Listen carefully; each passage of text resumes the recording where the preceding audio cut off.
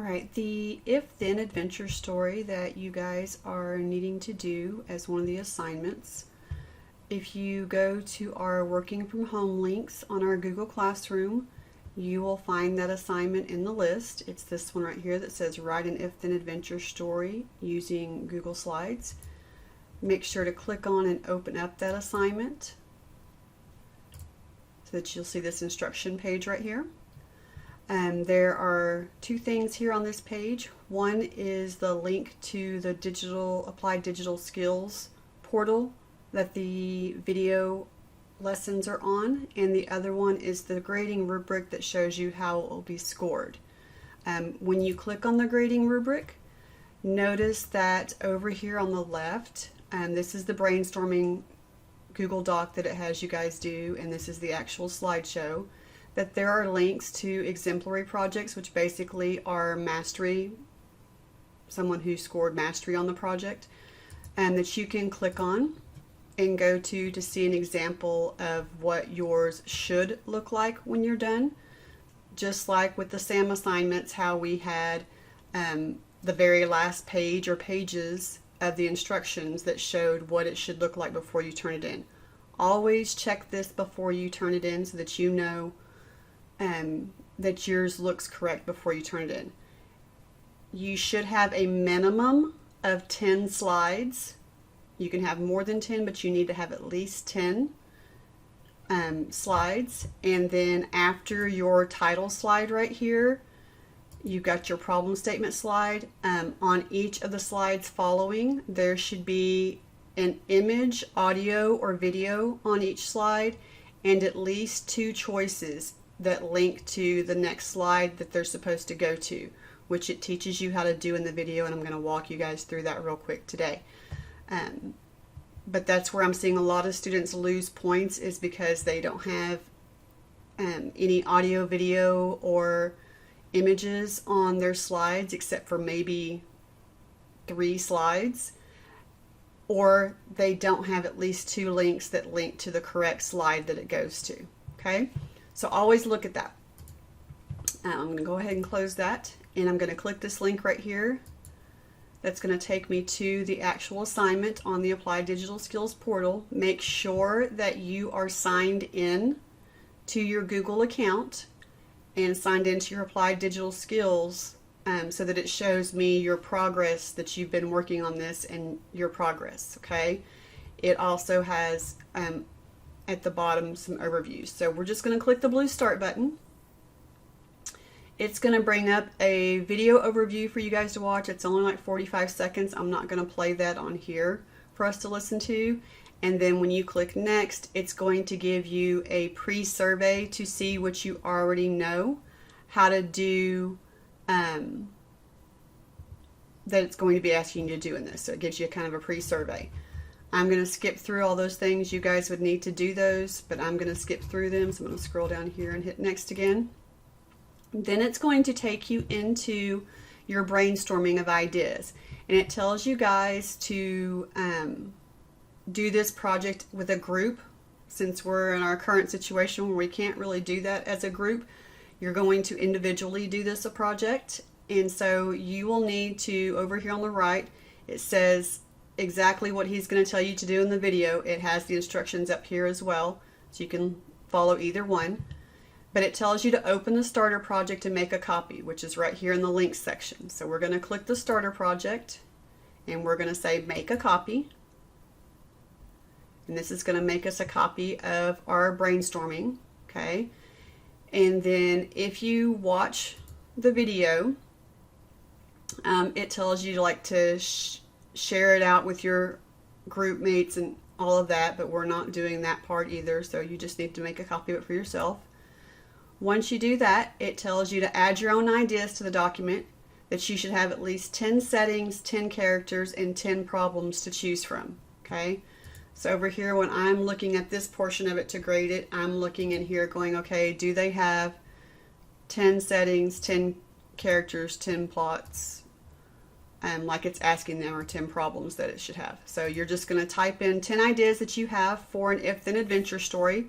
This can be anything from something completely made up, like there's a meteor crashing towards the earth, and how will you choose to save the world type of option. It could be a math problem where you're like, you're going to go to the mall to buy something for a party, and would you choose this or this? It's really up to you. You know, you're going to a theme park. Which ride do you want to ride? Type of situation. It's completely up to you guys on what the story is. Okay, so I'm not going to tell you what you have to write or what your setting and characters and plot should be. That is your choice. It can be anything. Do something that's of interest to you, because then it's going to make more sense to you and it's going to be easier to write. Okay, so you're going to do this page right here once you're through with your brainstorming, and it tells you guys that over here. So you're going to do that step, and you can watch the videos in here because these videos help guide you through the whole process, but I'm not going to play the videos in my video for you guys to watch. Again, that wouldn't make sense. When I go to the next step, it tells us to read through the brainstorming document and choose one, okay, and write a brief summary. Okay, so you're going to choose one of the options that you do for your setting, characters, and plot, and then down here in the synopsis, you're going to write a brief summary of your story. It's kind of like your story outline. Okay, so we're going to do that step, and we're going to go through that. This is just a wrap up on that. So again, it's got like a little brainstorming reflection for you guys to do. So I'm going to click next and skip past that as well. And then it goes through how to actually start your if-then story. Okay, so it tells you to open your Google Drive and create a new presentation. Okay, so you're just going to go to Drive. You can click on your little waffle icon up here and do it this way and click on Drive, or go through our school district my brain just froze on me there. Go through our portal that you can sign in through to get to your Drive that way, so it auto signs you in. It's up to you, whichever way you want to do it. And then you're just going to come over here and do exactly what it's telling you to do. It says to create a new presentation, name your presentation, and you're just going to skip this step right here that says share it with your group. Okay, so we're going to say new. We're going to come down here to Google Slides because that's a presentation. It's going to open up and create a new presentation for us. By default, when a presentation pops up, a new one, it gives you some theme choices over here. You can choose to use any that you want to use. It's your choice. And then, so once I've done those steps, which is what this video is going to walk us through, I'm going to click next again. We're kind of skipping this step right here because you're not gathering around with your group together. But you do want to do this next step too. You want to add a title and a subtitle. And then you're going to add a new slide to describe your story's problem and discuss what the choices are for your readers of your story. Okay, so choose a theme over here. It doesn't matter, like I said, which one you pick. Just pick one that you think will add visual interest to your story. You can come back and add it later. If you close out of this and you're not sure what you want to use yet and you just want to get your story put together, you can always come back later and click theme right here on the toolbar to change your theme or add a new theme or whatever you want to do. Okay, I'm not going to choose one right this second. I'm just going to go ahead and do this. So make sure that you are putting a title here and a subtitle, because when I go to score it on the grading rubric, it asks, does the title slide include both a title that makes sense and will catch the reader's interest and a subtitle? And a lot of students are only putting a title and not adding a subtitle, and then I have to score you down on as a 1 out of 5 on that. In their example, I think it shows you guys in this video, in their example, they are going to, I don't want to play that, I'm just trying to fast forward because I think here at the end, right? Just trying to find the spot where he shows, yeah, right here, what they're putting on theirs. Okay, so they're doing a rainforest adventure story. So they're putting in their title there. They're going to add in a subtitle that it's an interactive story, I think is all that they add for that. And then after that, they're going to move on to their problem statement slide, which is what, so there's that. They show you how to click there on the plus and add a new slide, and then they put in their problem statement right here. Oops. So you want to do the same thing in yours. Okay, so say that you want to do something about going to a theme park or whatever you decide you're going to do.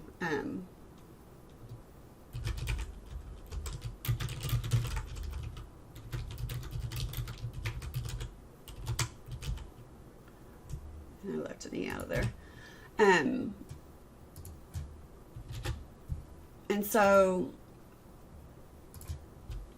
when you guys see a red squiggly line and underline, please fix your spelling, because I'm seeing a lot of spelling errors in here that you guys know from when we learned how to do Microsoft Word. In PowerPoint, if you got into that a red squiggly underline means that something is misspelled. So please right click on it and fix the spelling and or grammar. Okay, so come up with a name for your title. You can, change your font. There's lots of options in here to make it look however you think you want to make it look for yours. Change the size of it. Make some changes to it. Okay, don't just leave it the default of what it is, but make some changes to it. Make it stand out and look good. And then whatever you want your subtitle to be. I mean, it could literally be what they put on theirs. An interactive story. I mean, if that's all you put on there, I'm not going to, fault you for doing that. If you can't come up with a subtitle and that's what you put, that's fine. Once you have that, click the plus symbol like it shows to add a new slide. It's going to come up. You're going to put your problem statement here like it shows. You go on a rainforest adventure on vacation. And then it goes through like the very beginning of the story. You arrive at the lodge, you're ready for a great trip. Your tour guide gives you 3 options.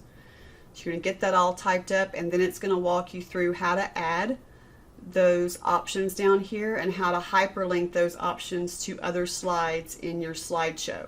Okay? So I'm going to go ahead and hit next. Well, actually, we'll move to the end of this because I can't remember if it's this video or the next one that shows you guys how to add those options. I'm pretty sure it's the next one, yeah. And it always gives you a synopsis at the end of the video of what all you should have gotten done during that video.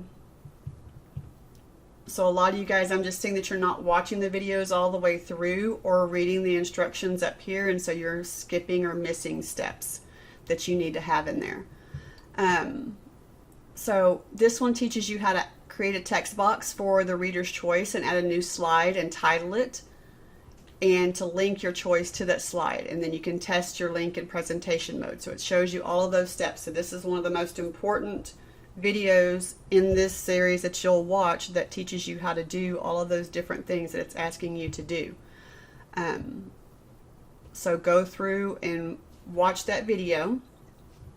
Again, I'm going to just kind of zoom forth here, zoom up a little bit here.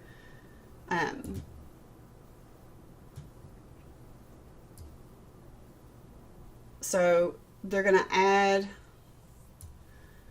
their link. So they're showing you over here. These are thumbnails over here on the left-hand side of your slides that you can click on to go between the slides. And they're going to show that they added their first link down here and how they're going to insert a slide that goes with that and title it. Okay, so they're just showing you to come up there and click on insert. And they're going to do this for all of them. Okay. So they're inserting all of this, and you want to walk through and do this. It is important that you do title your slides that you're adding, because when I hover over your link to see if it works and goes to whatever you put, if it's not titled, it'll say go to next slide on your link instead of whatever the title of the slide is, and it shouldn't say that. It shouldn't say next slide. It should show the actual slide title that you're supposed to go to. And then it's going to show you here towards the end how to test those links, okay? It tells you some guidelines that you want to follow, which is what it's talking about here. Follow the guidelines. Always write in second person. Always start with you. Title each slide with the choice. Okay, so those are some guidelines it's telling you to follow. And when I grade it with the grading rubric, that's part of the grading. So here's an example of the slide that they did in for their story. They have, you're going on a rainforest adventure vacation, you arrive at the lodge ready for a great trip. Your tour guide gives you 3 options: drive, walk, or paddle a canoe. All of those are hyperlinked. They're underlined in a different color. That's how you can tell they're hyperlinked. And when you click on them, you can go straight to it. So if I go back over here to, I have to go to the right place, this rubric to look at the exemplary story. I'm going to pull it up again real quick.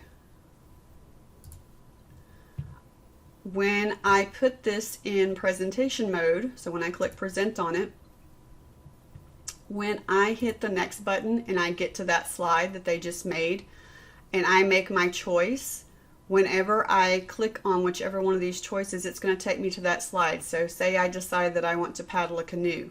When I click that, it's going to take me to, you take a canoe. You're admiring the beautiful landscape from the canoe when you feel a presence. You realize a school of piranhas is under your canoe. What do you do? Then they have 2 more options. I stop and take pictures, or I paddle faster. And it's just a continuation of the story. So once you make that choice, or your reader makes that choice of what they want to do next, then when they click, they should be able to get to a slide that, you know, has some type of resolution to the story. Like, here you go, you chose to take pictures, so you take some great photos, you win a prize for your fantastic photography, and with the prize money, you're able to fund your next vacation. And then you can click to start. They have an option for you to click to start over again if you wanted to come back to the beginning and make a different choice to see how the other endings happen to end. Okay, but in that whole process, they have, in this one, they have like 15 slides, so they went over and above what they had to do. But you guys need, like I said, to have at least 10 choices. Do you have to have one at the end that says this is the end? No. Your last slide for each of your story choices, like if you have 3 choices like they did, each of those should have whatever is going to happen, and it should have a start over link. So it should have a link that takes you back to the beginning of the story to let them choose a different path if they want to choose a different path. Okay. So all of those do. They either have 2 choices on here to help you choose where you want to go in the story, or when you get to the end of that path, it has a start over link that takes you back to the beginning of the story. And that's what I want to see you guys have. The other thing is that when you are on your slide, you want to have at least an image, video, or audio clip that makes sense, that goes with that part of the story. So over here, for instance, if I'm telling people to choose a ride at the theme park on my first slide, then I want to have something in here that has to do with that. So if you come up here to insert, you have different options. You have audio, video, and image options. Okay. Audio, when you click that, you would have to have an audio file that you already have created to use for that, to insert an audio file. Okay. Because you can't search the web for one inside of here. For a video, I'm pretty sure it's the same way. Although you can search YouTube for video files, so you could come in here and find a video file of somebody riding a roller coaster at a theme park from one of your choices that makes sense on that slide. So I could do that and just put roller coaster on here, and do a search, and I'm sure there will be a lot of YouTube videos that pop up for roller coaster videos. Make sure that whatever you insert is school appropriate, whether it's a picture, audio, or video file. And if you're doing something like that to insert a clip, you want it to be a really short clip. You don't want to stick in a 10-minute video on that slide. You just want it to be a real quick little clip. Most of you have chosen the option to just to put in an image, which is fine. You'll just click on insert up here and go to image, and then you can just click search the web, and that way you can just come over here. Anything that pops up in this list is ready to be reused. It's not copyrighted or anything. It's ready to be reused because that's all that Google lets pop up in here. And you could choose a clip from in here that you like that's appropriate, that goes with whatever your choice is on here. Okay, that's the main things that I'm looking for when I grade it.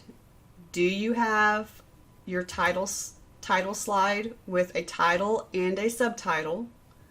Do you have at least 10 slides over here? Okay, do you have at least 10 slides?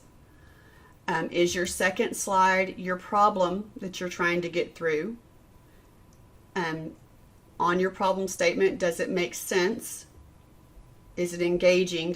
Do people want to interact with the story once they read that? So it's kind of like your hook in a story to get people interested, to get their buy-in. Do you have that? And then do you have at least 2 choices down here that when you click on them, they take them to the correct slide? And do you have an image, audio, or video clip? And then did you do something with the background of your slide? Did you choose some type of theme that's cohesive throughout there? You didn't just like go in and make every slide a different bright color, like you've got orange, yellow, purple, green, like you don't have this rainbow over here of bright different colors that doesn't make sense to your story at all. Did you choose a cohesive theme that makes sense? Okay, and they have those built-in themes already in here that you can use, and they have a lot of different themes out on the web that you can go and find and use as well that are free. So don't overcomplicate this. Okay, just keep it simple. Write a quick interactive story. Get your minimum of 10 slides in there with some images, some color, cute little, good little story, whatever you want to do in there. And then you need to turn it into Google Classroom. So a lot of you guys will send me an email and tell me that you finished the project and you're working on a new project, but you don't turn it in on Google Classroom, and therefore I cannot grade it. Okay, I've sent a lot of emails and even posted on the front of our computer skills class how to turn in an assignment on Google Classroom, which most of you guys should know. But when you go to the project on our Google Classroom,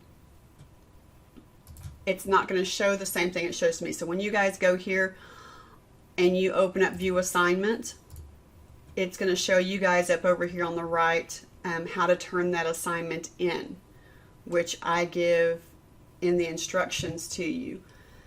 That there's going to be a button over here that has a plus symbol next to it that says Add or Create, and you're going to click on that Add or Create button. Okay, and then you're going to choose from the drop down list to find the file in your Google Drive. And once you click on the Google Drive link, it's going to open up your Google Drive for you to browse, and you're going to find that story, and you're going to click on it. And then after you click on that story to select it, do not forget to hit the Turn In button, and it will pop up twice, the blue button that says Turn In. You'll click it once to turn it in, then it'll put a pop-up on the screen, and you'll click it a second time.